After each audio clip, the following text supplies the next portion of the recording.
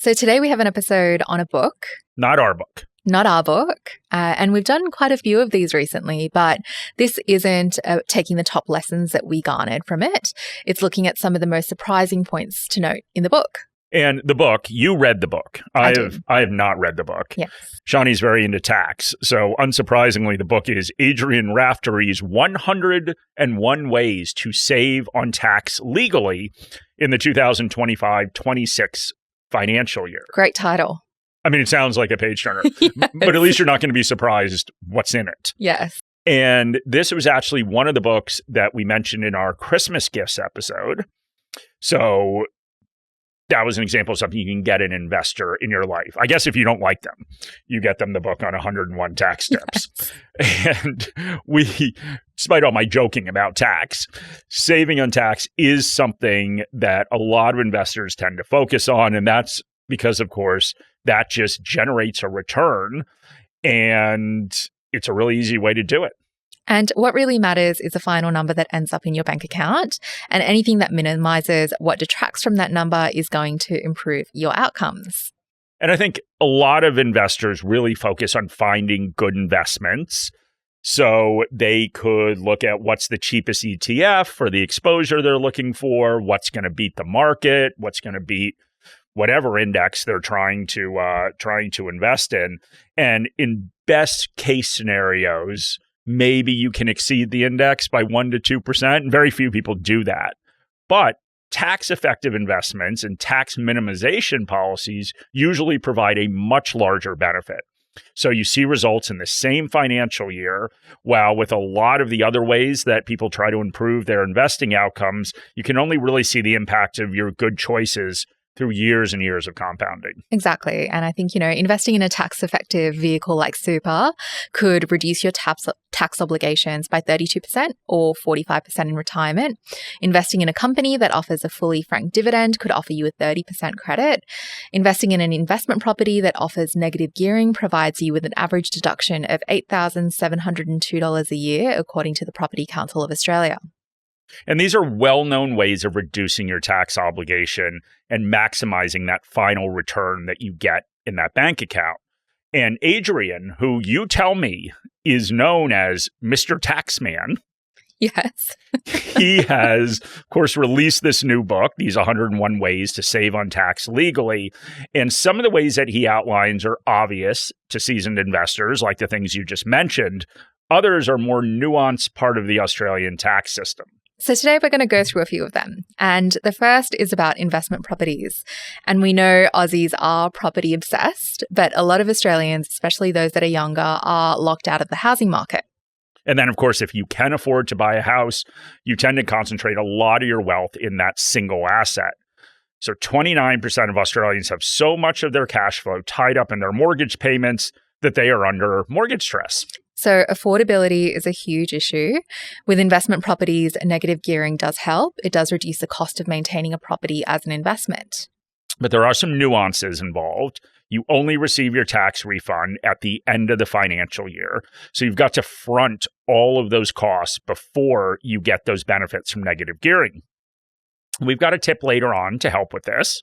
But back to property. Some Australians locked out of the housing market in capital cities might have considered going regional for more affordable options, but fewer Australians realize that you can actually look abroad and you can apply the same negative gearing rules to overseas properties. Yeah. So if you own an investment property in another country and it's generating rental income, you can claim deductions for eligible expenses. So mortgage interest, maintenance costs, and property management. And to do this, the income and expenses must, of course, both be reported to the ATO. And while there might be added complexities, such as exchange rates and foreign tax treaties, the underlying principle remains the same. If the property is genuinely held for income-producing purposes, you may be able to offset the loss against your Australian taxable income. So I like to daydream, Mark. I'm well aware. So sometimes my husband will buy me a lotto ticket. And he'll ask me to plan out what I do if I won that particular jackpot amount for the week. So fun times in your household. Specifically, the first 24 hours, what I would do after I found out that I won. I assume the first call would be to me to quit your job. I'd show up at work. I would. To quit in person? Yeah, probably. Thank you for that. I feel like I owe you that. But I follow a bunch of property pages on Instagram that have cheap villas in Tuscany, French chateaus, Swiss chalets, and there's one page where all the properties are under 100,000 euros. And I like to daydream about that. So I could go out and buy a $20,000 house in the French countryside that's advertised on Instagram. But for those that are less inclined to impulse purchase through a social media platform, there are still reasons why people might own a foreign property. And as a number of foreign-born Australians increase, so does a base of potential investors that would have an adequate understanding of an overseas property market. So can we dive into this a little bit? So your daydream, your dream is to buy a house that costs significantly less than the current house you live in Sydney. Why not both? Well, I'm just saying you could sell your current house and go buy a bunch of these $20,000 houses in the French countryside. I guess so. But anyway, something to think about. And I think the point about a lot of the migrants to Australia is that they may have property. So, both of us came to this country at very different times in our lives. But yeah, there are some people that own investment properties overseas, like me, for example. Yeah, so that's a really good point, Mark. Do you want to go through why you've chosen to have and keep continuing to invest in property outside of Australia? I mean, I think for the most part, it's just worked out fairly decently. And the reason, and I've talked about this before, the reason that I like investing outside of Australia because the properties that I have are all cash flow positive. And so I'm obviously an income investor. I want that cash flow. It is fairly difficult for somebody without a huge down payment to buy an investment property in Australia that is not negatively geared. So I like the fact that I'm actually getting cash flow from them. All right, makes sense. So let's move on to the next tip, which was low value pooling. And a lot of property investors or businesses may be familiar or utilize depreciation in every tax filing, but it's often overlooked or underutilized by individual investors. And the ATO allows for low value pooling, which is a method of simplified depreciation for assets that cost less than $1,000, like many of the houses Shani's looking at in the French countryside. And the point of this is the whole pool gets a more favorable tax rate of 37.5%.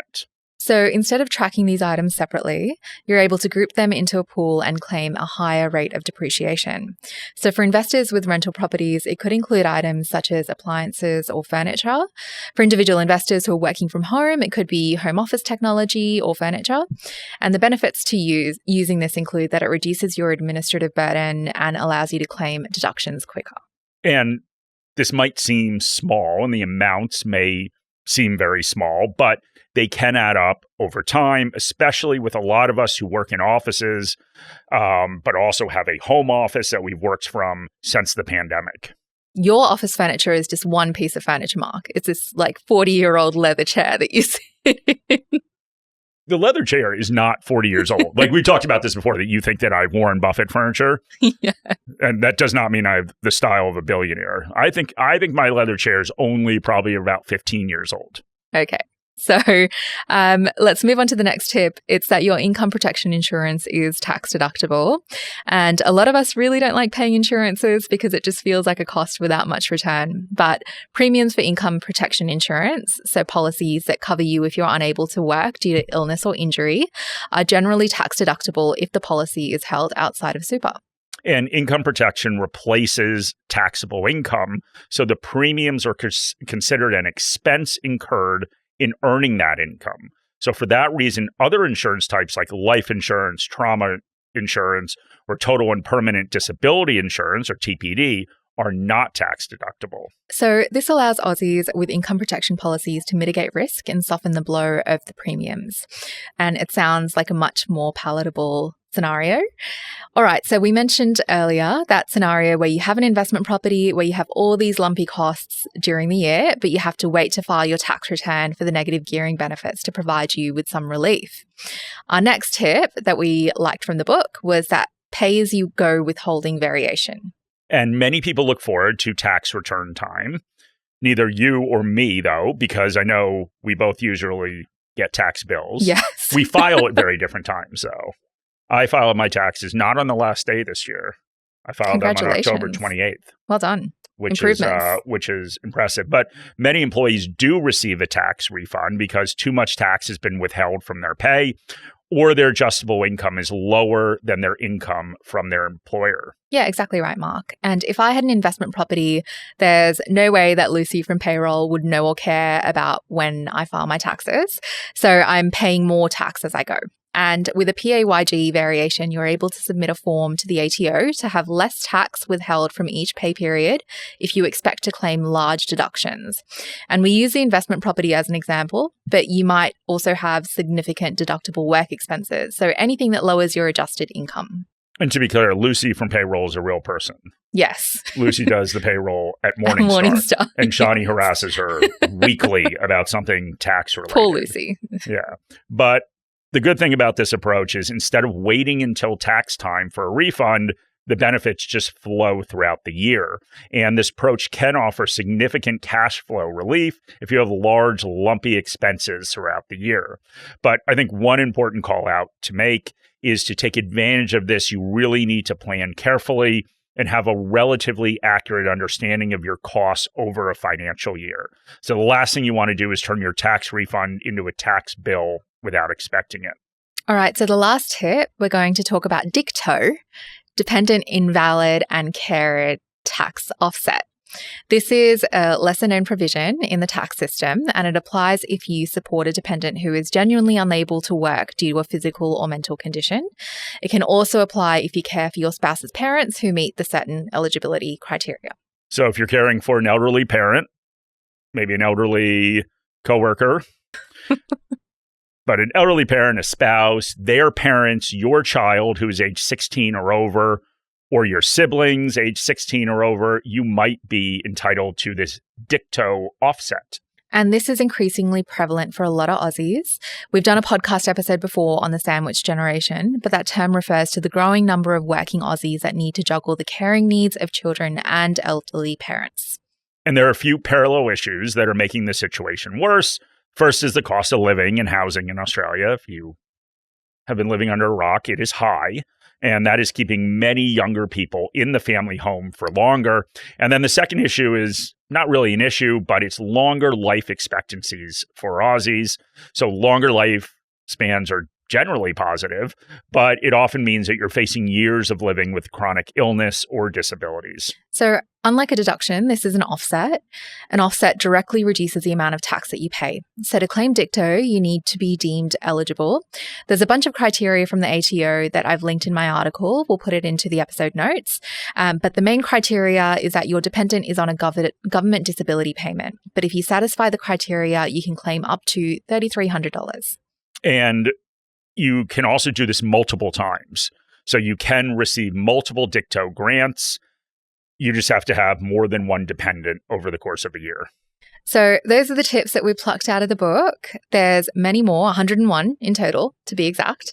But I think with this book, what Raftery is showing that the Aussie tax system can... Mr. Taxman, Shani.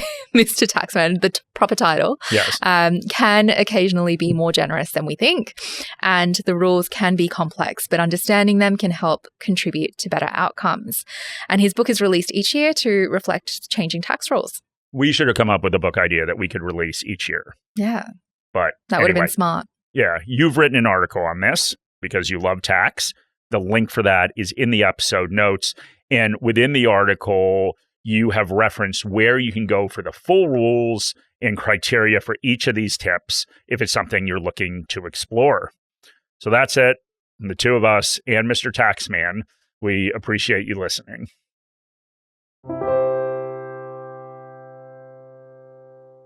This video has been prepared for clients of Morningstar Australasia Pty Ltd and or New Zealand wholesale clients of Morningstar Research Ltd. Any general advice has been provided without reference to your financial objectives, situation or needs. You should consider the advice in light of these matters and any relevant product disclosure statement before making any decision to invest. To obtain advice for your own situation, contact a financial advisor.